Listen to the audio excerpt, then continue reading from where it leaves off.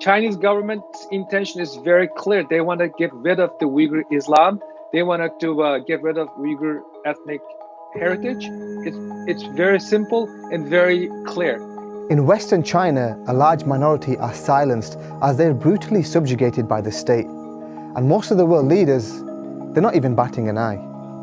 Extreme surveillance, accounts of torture, and the detention of up to 1 million Uighur is all part of what seems to be China's attempt at eradicating the Uighur identity from its borders.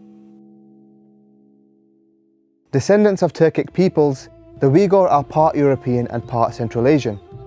They inhabit Xinjiang, or East Turkestan as it was historically known. Their food is cosmopolitan and delicious, with influences from China, Greece, Persia and Arabia. They have a vibrant folk dance called Sanam, and a language that can be written in the Arabic, Latin and Cyrillic alphabets. It's a beautiful culture that China exploits to boost tourism, while also suppressing the people who make it. See, the Uighur follow Sunni Islam and want independence from China. China has been trying to change this for decades. Back in 1949, Mao Zedong's Communist Party took control of China after a deadly 5-year civil war and immediately invaded a disputed Xinjiang to prevent Russia from taking it over. Religion was considered incompatible with communism, and so a crackdown quickly began on all expressions of faith. Uyghurs were punished for praying in public and found their mosques demolished or converted for other uses. With the help of government money, China's dominant Han ethnicity began to migrate to the region in the 1950s. They built settlements and set up the most successful businesses in Xinjiang. The Han now make up 39% of the population, a number that's steadily increasing. So we've seen 1,000% increase in Han population since 1949. Uyghurs see the Han folks as coming to take their land and to kind of transform their societies. It's a really kind of a classic settler colonialism situation where they see these people as invaders and as occupiers of their land. Poorer Han across China routinely move west to work for the Bingtuan, a paramilitary group that takes over land and resources taken from Uyghurs by the government.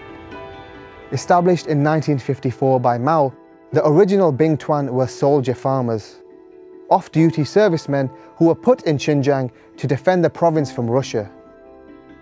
Russia became less of a threat, but the organization grew. It's now 3 million strong and operates more than 2,000 companies in agriculture, energy, security, finance and media. The Bingtuan administrative divisions enforce the central government's anti-Uyghur policies whilst they profit from their annexed land and resources. They exported $6.7 billion worth of goods in 2017, including nearly a fifth of the world's ketchup, and tons of cotton to luxury clothing brands. What's more, Xinjiang is extremely rich in fossil fuels. The region has an estimated 150 billion barrels in oil reserve, 40% of China's coal, and the Tarim Basin also provided 23.5 billion cubic meters of natural gas in 2017. These raw materials are transported to China's manufacturing hubs. It's a multi-billion-dollar process where everyone benefits except the Uyghur, who are excluded from many employment opportunities and in some areas make only $12 a month. Because almost all these jobs and these resources were going to Han settlers, Uyghurs felt dispossessed. They felt like our land is being taken from us, these natural resources are being taken from our land and we're not benefiting from it. The real consequence though was that the cost of living began to really explode. So because there was all these new Han settlers coming in and they were making quite a bit of money, the prices of products began to rise, and so just basic staples became a lot more expensive. Uyghurs, because they were excluded from the job sector, weren't able to get the revenue they needed, the funding they needed to buy those new products, and so their level of poverty actually increased. For the Uyghur, this inequality and discrimination has led to sporadic bouts of violence towards the Han. In the 80s and 90s, separatist groups coordinated unsuccessful revolts against China. More recently in 2009, over 200 people were killed in riots in the capital Urumqi, and in 2017, 3 knife-wielding attackers killed 8 people in Guma, southern Xinjiang. The government now burn identifying QR codes into all knives purchased by Uyghurs. A handful of Uyghur have also been recruited by violent groups like ISIL and Al-Qaeda, giving China a chance to justify their actions against them as fighting terrorism. But the authorities are treating any expression of Uyghur identity as part of what they call the three evils: separatism, terrorism, and religious extremism. Uyghur women have been banned from wearing the hijab, and young men are not allowed to grow long beards. Fasting is prohibited, as are certain Muslim names for newborns, and parents are forbidden from providing their own children with Islamic and Uyghur education.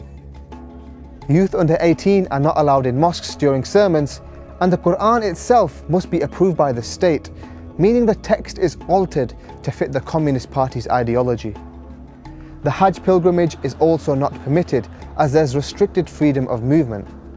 Many passports were seized in 2016 when Chen Quanguo was given authority over Xinjiang. His last job was leading the crackdown on dissent in Tibet. Xinjiang today is essentially a well-funded police state in which the Chinese government uses advanced technology, propaganda, and fear of imprisonment to control the actions and thoughts of the Uyghur. Friday morning, you get up, try to go to mosque. The Chinese government stops you. They force you to go through iris scan, full body search. And then you go into the mosque and you look up to Xi Jinping's picture to pray.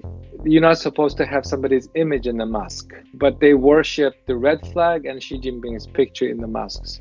In 2017, China spent $8.5 billion to monitor every aspect of Uyghur life. Xinjiang is littered with thousands of cameras, many with facial recognition technology, and vehicles are registered to track any suspicious movements between areas. Wi-Fi sniffers and a mandatory mobile app regularly scan Uyghur devices for content deemed politically incorrect.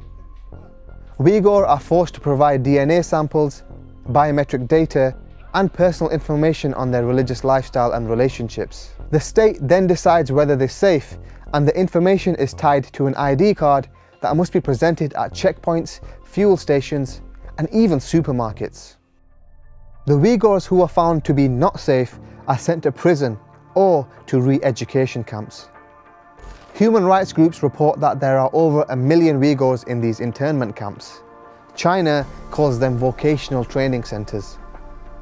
People put here are accused of extremist behaviors, such as marrying in a religious ceremony, refusing to watch state TV, or even a slight change in routine, such as purchasing more food than usual. They force people to, raise the Chinese flag outside their home, to post posters of Xi Jinping and other leaders in their home. And also when they go into people's homes, they check to see if there's any Islamic imagery on the walls, any quotations from the Quran, or pictures of a mosque or something like that, which is something that many Uyghurs had before. If they see any of those things, then they say, oh, this is an extremist person, or it's an extremist suspicious person.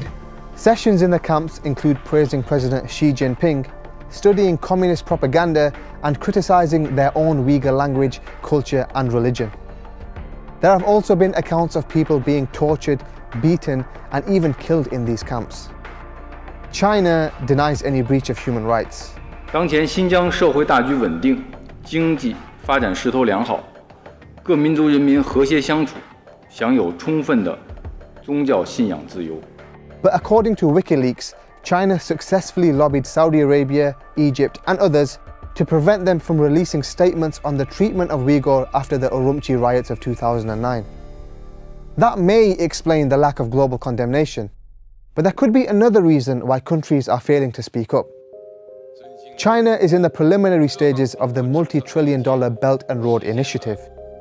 It's an ambitious infrastructure project that spans over 60 countries and aims to make it easy for the world to trade with China, mostly through Xinjiang, the homeland of the Uighur. China could be indirectly buying the silence of many of these nations. The countries involved will receive loans in the millions of dollars to develop structures, roads, railways, and pipelines. And this may be enough to make them turn a blind eye to the plight of the Uighur. No one is speaking out, particularly in the Islamic world. Where is Saudi Arabia? Where is Turkey? Where is Iran? Where is King Abdullah of Jordan? Where is the outcry? The Chinese government is calling you religion as a mental disease. Where is the outcry?